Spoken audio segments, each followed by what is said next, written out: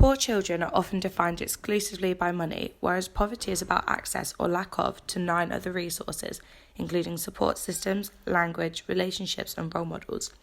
In 2006, Case stated that education is seen as the route to solving child poverty. Improving attainment and attendance in schools for pupils from poor families is expected to enhance life choices. Throughout this documentary, we'll be exploring how factors both in and outside of schools can affect the education of children from deprived backgrounds. The culture of poverty thesis was developed by Oscar Lewis in the 1950s. He argues that those who grow up in poverty adopt the values, habits, and ideas that in turn perpetuate more poverty, causing little socio-economic growth. A study completed by Tran, Luchters, and Fisher in 2016 showed that globally, poorer children do not achieve as highly as their well-off counterparts, as there are more barriers in their way.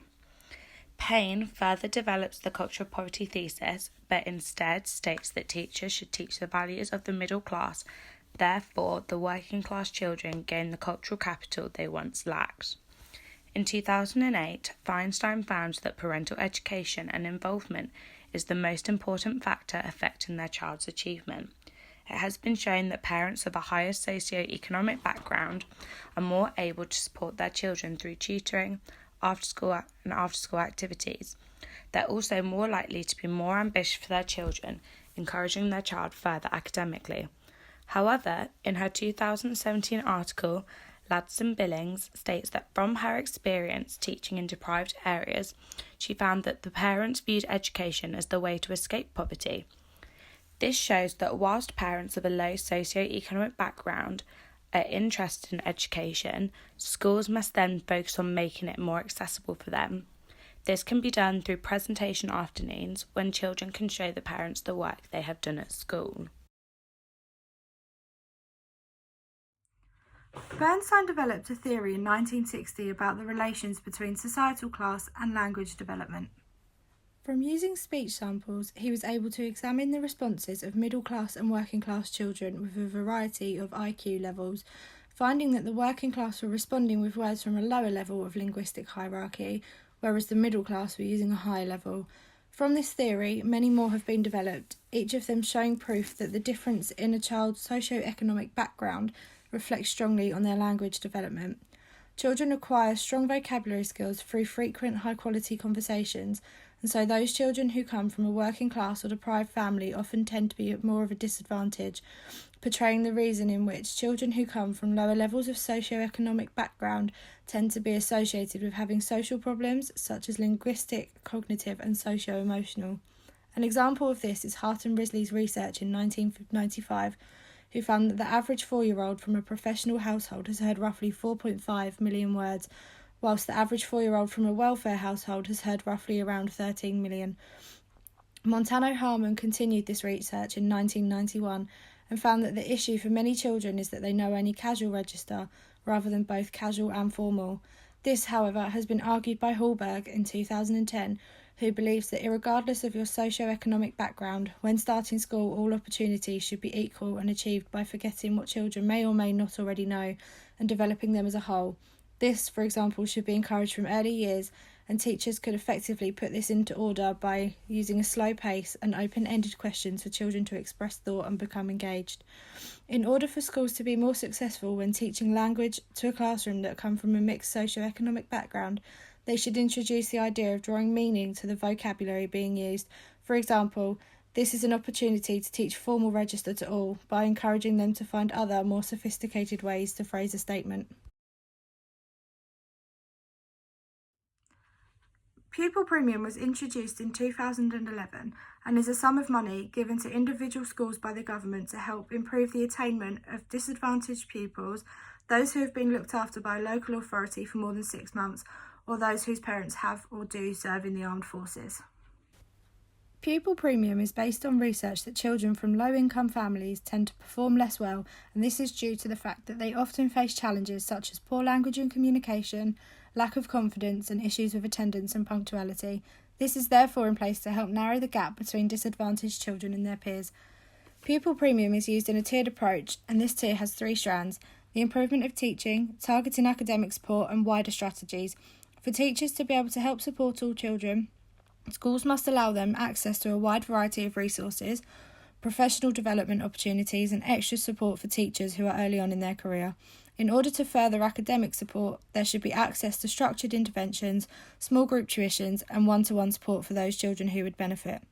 Finally, wider strategies are put into place to better the general well-being of those children entitled to pupil premium, as this allows them to achieve better academically.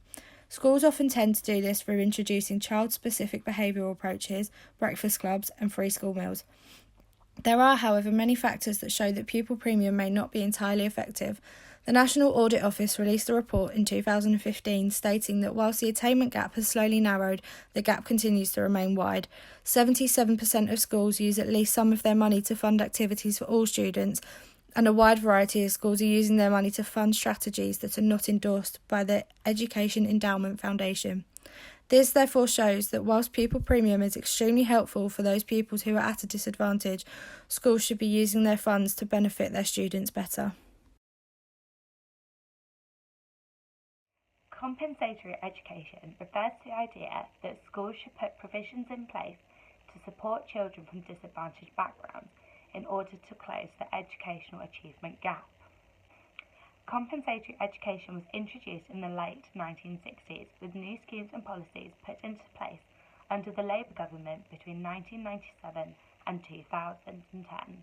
One initiative that was set up is Sure Start, a programme which is targeted at parents of children under the age of 4, which consisted of family centres which were set up across the country in disadvantaged areas. Sure Start provides services including drop-in health visitors, preschool play sessions and support for speech and language, amongst many other services. Whilst this is beneficial in disadvantaged areas, families who are seriously disadvantaged could be excluded if the area they live in isn't disadvantaged overall. Schools may also offer compensatory education in the form of help for parents. Schools may also provide breakfast clubs which are low cost. This ensures that children have breakfast each morning before beginning school. When schools implement the use of compensatory education in an effective manner, the attainment of children from deprived backgrounds can be improved. An opposing approach is non-excuses education. A school who adopts this approach doesn't allow a child's background to influence their learning. The Michaela School in North London was given the title the strictest school in Britain by The Guardian in 2016 due to its strict teaching practices. The school first hit headlines in 2016 when it was discovered that parents who couldn't afford to give their children money for school dinners forced their children to be sat in separate rooms to their peers. Therefore, this is an example of a school segregating its pupils purely down to financial need. Becker pioneered the theory of labelling, which can result in a self-fulfilling prophecy, which is when an expectation placed on an individual will come true simply because they believe it to be true. Becker explained that people aren't born with certain innate behaviours, in this case behaviours such as laziness and disinterest in education. Instead, these behaviours develop due to labels that have been contrived by society based on stereotypes. For example, if a child from a poor family is labelled as slow, lazy, or unintelligent based upon assumptions due to their background, then it's highly likely they will live up to these expectations and consequently remain in a lower class. However, Fuller's study in 1984 showed that girls resented the labels they received due to being black and female, as they believed their teachers expected them to fail. Therefore, they worked to disprove these labels. Only 4 years previously, in 1980, Bird explained that some labels are more likely to stick than others. He found that children were more likely to accept academic labels compared to cultural or behavioural ones. When children have constant exposure to labels, it is very likely that they will begin to believe them and conform to these labels, which will inevitably result in them fulfilling the assumptions placed upon them. For example, if a child is born into the bottom 20% of wealth, then they only have an 8% chance of moving up the socio-economic ladder into the top 20%. Of course, this is due to a number of factors. However, Becker's labelling theory does play a role here. A reason for this is explained by Thomas when he states that children from lower class families are significantly lower in their vocabulary, knowledge of numbers, concentration skills, and their ability to share with other children. Janis et al. Furthers this point when he shows us that schools with a large population of low-achieving pupils as a demographic of low-income families. Overall, it is clear that although factors such as their socio-economic background have a massive impact on a child's educational attainment, there are many policies and provisions that can be used within schools to better these children's chances, such as pupil premium funding being used effectively, building positive relationships between teachers and pupils, and creating a community within the school which allows children's parents to be involved in their learning in a number of different ways.